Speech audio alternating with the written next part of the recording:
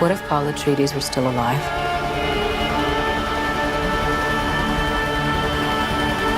Dune 3 is about to flip the script on the book, mainly because the next one in the series isn't all that great.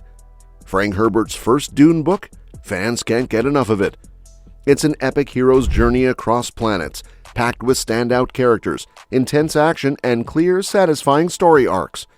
For the chatter about it being unfilmable, the 1965 book has always had what it takes to be great on the big screen. Now, the rest of Herbert's Dune series, that's a different story. The later Dune books definitely have their fans and their critics, but most agree the series never quite reaches the same dramatic peak as the first novel. Even Dune director Denis Villeneuve has said the sequels get increasingly esoteric, which is why he's only interested in adapting Dune Messiah next. He's reportedly close to wrapping up a script for what could become Dune Part 3, but Messiah isn't without its own set of challenges. Published in 1969, it's not that Dune Messiah is a bad read, far from it. Many Herbert fans love it, especially those into political intrigue and deep philosophy. To put it into perspective, its Amazon ratings aren't far behind the first Dune. It's just a lot less action-packed and doesn't directly tie in as much with the previous story, which some might find frustrating. As one reviewer put it, Messiah is a lot of sitting around and talking. Not necessarily a bad thing, but it's definitely a shift from the high-intensity feel of the first two movies. Dune Messiah picks up 12 years later, following Paul Atreides, played by Timothée Chalamet, as Emperor and exploring his relationships with his wife, Princess Irulan, played by Florence Pugh, and his concubine, Chani, played by Zendaya. The violent jihad Paul foresaw and feared in the first two films has already happened, and now he's dealing with the fallout, a conspiracy to unseat him and the pressure to produce an heir.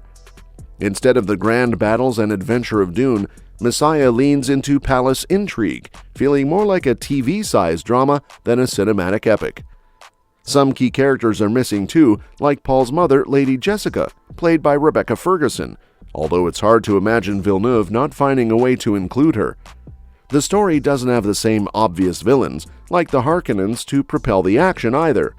Where Dune was all about the rise of the underdog, Messiah is about Paul's struggle to hold his empire together while grappling with his own godlike reputation and the legacy he's creating.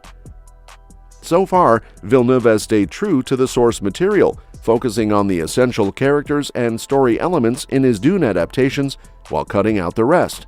However, Messiah poses an interesting challenge. The more faithful the adaptation, the less likely it will be engaging on screen, making it harder to connect with the first two films. This doesn't mean Dune 3 will definitely be weaker or drastically different. The first two films showcase a lot of filmmaking and storytelling talent, and there are still plenty of plot points to explore, so Villeneuve is likely to deliver a solid film that's definitely worth watching.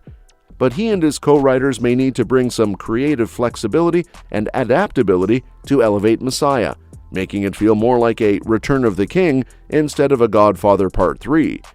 That comparison actually fits well, considering the third Godfather film's time jump and its heavy lies the crown theme. The end of Part 2 even hints at a potentially exciting twist, with a betrayed-looking Chani leaving Paul's army, which could set up a more conflicted relationship between the two lovers in Part 3. Regardless, Villeneuve has stated that Messiah will be his last Dune film. "If I succeed in making a trilogy, that would be the dream," he explained. Dune Messiah was written in response to people viewing Paul Atreides as a hero, which wasn't what he intended. My adaptation aligns more with the idea that it serves as a warning. Now it looks like he is going to put that idea into play sooner rather than later.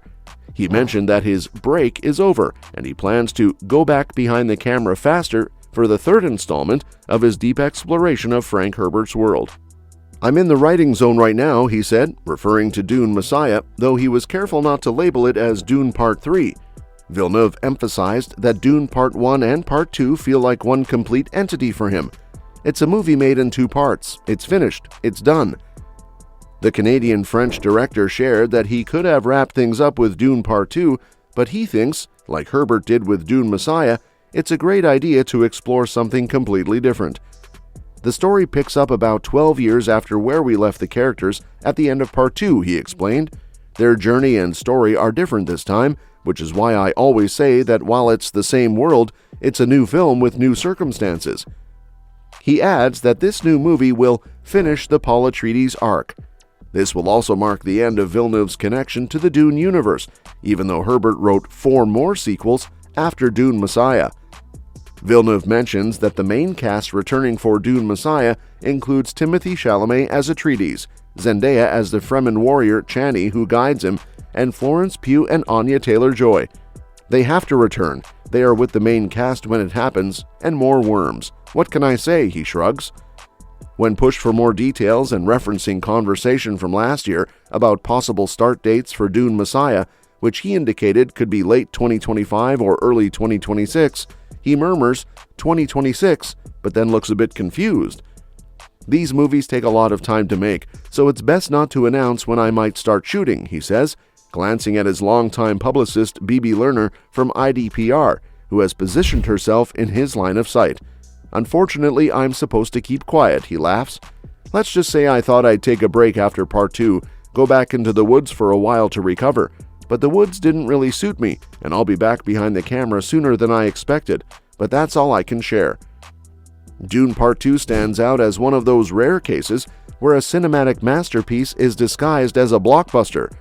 For some reason, even though they're completely different, the success of Dune Part 2 reminds me of the artistic and box office achievements of Francis Ford Coppola's The Godfather Part 2.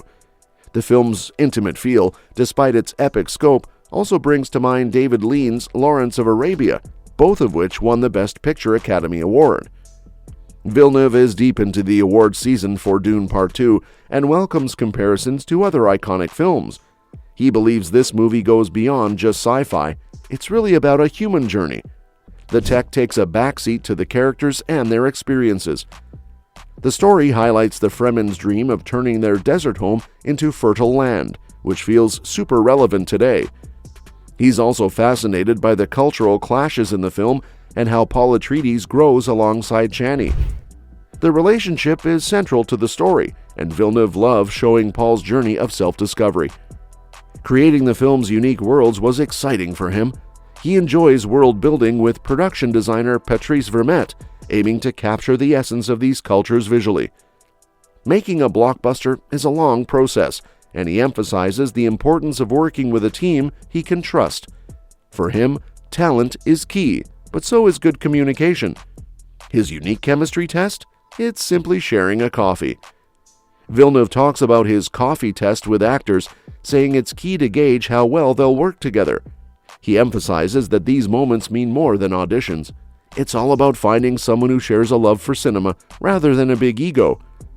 With thousands of people credited in Dune Part 2, he jokes about managing such a huge crew, likening it to General Patton.